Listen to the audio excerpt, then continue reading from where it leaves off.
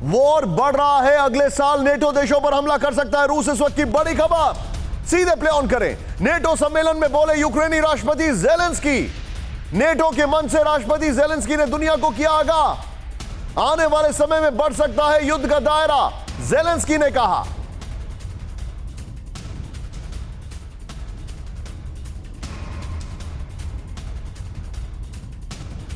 सीधे आइए, ये तीनों ब्रेकिंग और तीनों शॉट्स में बाद में लूंगा, लेकिन उससे पहले युद्ध का बढ़ेगा दायरा, जेलेंस्की ने कहा। हालांकि मैं जेलेंस्की को बहुत सीरियसली नहीं लेता हूं, बट एनीवे, जेलेंस्की ने मैड्रिड शिखर सम्मेलन के मंच से रूस पर एक बार फिर हमला किया है। नंबर 1, पश्चिमी देशों को आगाह करते हुए आने वाले दिनों में युद्ध का दायरा बढ़ने का दावा किया गया है। यहां पर अगले साल यूक्रेन समेत दूसरे कई देशों के लिए भी बदतर हो सकती है स्थिति। नेटो सदस्य भी रूसी हमले का शिकार हो सकते हैं, जो यूक्रेन नेटो की हार होगी, यह भी कहा है। नेटो से पहले यूएन सिक्योरिटी काउंसिल में भी जेलेंस्की ने पुतिन को आतंकवादी और रूस को आतंकवादी देश बताया था। मैं चाहूंगा ये तीनों ब्रेकिंग और तीनों शॉट्स के साथ हम चलेंगे, लेकिन बड़ी हास्यास्पद बात है, ये वही जेलेंस्की हैं जो अमेरिका की इंटेलिजेंस को डिनाई कर रहे थे, अब दुनिया को नेटो के नाम पर इंटेलिजेंस दे रहे हैं।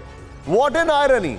दुनिया को जेलेंस्की की इंटेलिजेंस की जरूरत नहीं है, क्योंकि जेलेंस्की की इंटेलिजेंस एज एन इंफॉर्मेशन और इंटेलिजेंस एज अ थिंकिंग, दोनों पे बहुत बड़ा क्वेश्चन मार्क है। मैं सीधे चलूंगा यहां पर, मेरे साथ जनरल शंकर प्रसाद सर मौजूद है। सर, यह बात सही है कि we are at a tipping point, इसको हम डिनाई नहीं कर सकते कि यह दुनिया सबसे खराब दौर में है पिछले 3 दशक की अगर बात की जाए।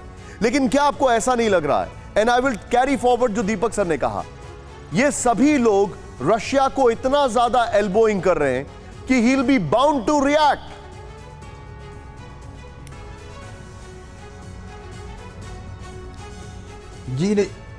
जी Nishant sir, hello, can you hear me? Yes sir, loud and clear always.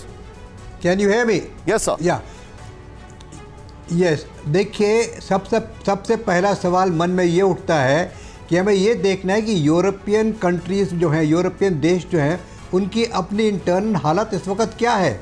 आप देखें, यूरोप में कोई देश ऐसा नहीं है जो आज 3 वक्त की रोटी खा पा रहा है।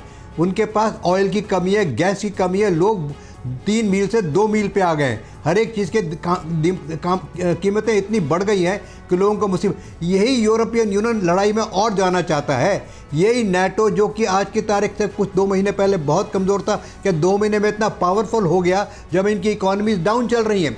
हर एक कंट्री का इन्फ्लेशन 10% से ऊपर जा रहा है। ये इन्फ्लेशन को देखते हुए क्या हम ये समझ सकते हैं कि वो नेटो फोर्सेस को और स्ट्रॉन्ग बनाएंगे? क्या, कहाँ से बनाएंगे, कैसे बनाएंगे? आपने रशिया का एक बयान बड़ा ज़रूरी सुना है कि फिनलैंड ने अगर कुछ इस तरीके से वहाँ पर फौजी हरकत की तो they will have a similar fate, वही होगा उनका जो यूक्रेन का हुआ है। तो उनको एक क्लियर वार्निंग दे दी गई है कि अगर आप नेटो में ज्वाइन करते हैं करिए, आप ईयू में ज्वाइन करते हैं करिए, नो प्रॉब्लम, लेकिन अगर आपने वहाँ को मिलिट्री इंस्टॉलेशंस को बढ़ोतरी दी तो you will be the next target. मेरे तो ये समझ में नहीं आता निशांत कि यूरोपियन देश इस समय इस किस्म की इकोनॉमिक सिचुएशन से गुजर रहे हैं कि वो किसी काम के नहीं रहे हैं। वो कहाँ से लड़ाई लड़ेंगे? I am afraid there is no question, और रशिया इसको समझ रहा है। अगर रशिया कहता है कि आपने इस तरह की हरकत करने की कोशिश की तो वो आपने डेमोन्स्ट्रेट करता रहता है। Time to time Russia is demonstrating nuclear capability, demonstrating its aggressive. पर जैसे आपके पत्रकार भी कह रहे हैं और सब कह रहे हैं कि नोबडी वांट्स दिस युद्ध टू गो ऑन फर्दर, इसकी इफेक्ट सारे वर्ल्ड पर पड़ रही है। आज मैं ना एक सेइंग को थोड़ा चेंज करूंगा। आप जो बता रहे हैं, आपने अभी तक जो कहा है उसको बड़े कंसाइज फॉर्म में मैं बताऊंगा।